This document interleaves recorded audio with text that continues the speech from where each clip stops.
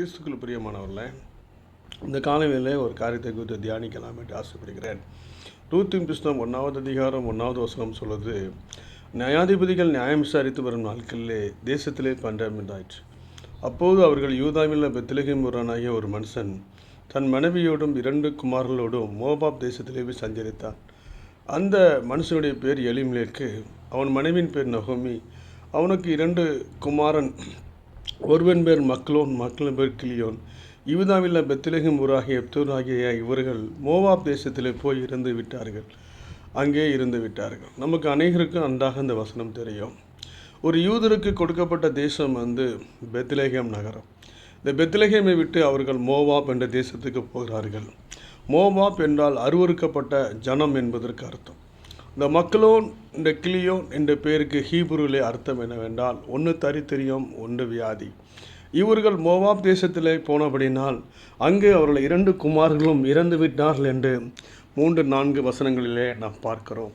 கிறிஸ்துவுக்குள் பிரியமானவர்களே, நம்முடைய வாழ்க்கையிலே தெய்வ சித்தத்துக்கு விரோதமாய் எந்த காரியங்களும் நம்முடைய வாழ்க்கையிலே செயல்படுமையானால், தேவனுடைய திட்டத்துக்கு விரோதமாய் நம்முடைய வாழ்க்கை நடத்துமானால் அங்கு அநேக பிரச்சனைகள் ஏற்படுறது. இவர்கள் மோவாப் தேசத்திலே போகக்கூடாது. எந்த சூழ்நிலையானாலும் இவர்கள் பெத்லகேமில் தான் இருக்க வேண்டும். ஆனால் பெத்லகேமை விட்டு மாம்சத்திலே அவர்கள் மோவாப்புக்கு போகிறார்கள். இன்னும் கூட அநேக நாட்களிலே நம்முடைய வாழ்க்கையில் இதை 2 சாமுவேல் 2வது அதிகாரம் 1வது வசனத்திலே பார்க்கும்போது, யூதாவின் பட்டணங்களிலே போய் ஒன்று குடியிருக்கலாமா என்று தாவீது கேட்கிறான். கர்த்தர் போ என்று சொல்லுகிறார். உடனே அவன் கேட்கிறான், நான் எவ்விடத்துக்கு போக வேண்டும் என்கிறான். கர்த்தர் எபிரோனுக்கு போ என்று சொல்லுகிறார். அப்போது தாவீது அங்கே சரியாய் விசாரிக்கதை நாம் பார்க்க முடிகிறது.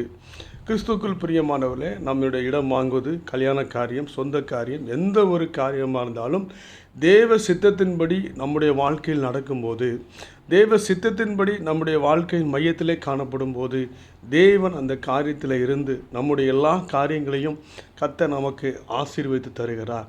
இன்றைக்கு அநேக தேவ பிள்ளைகளுடைய வாழ்க்கையிலே தேவ சித்தம் இல்லாதபடியினால் அவருடைய வாழ்க்கையிலே அநேக நேரங்களில் பிரச்சனைகள், போராட்டங்கள் வருகிறது.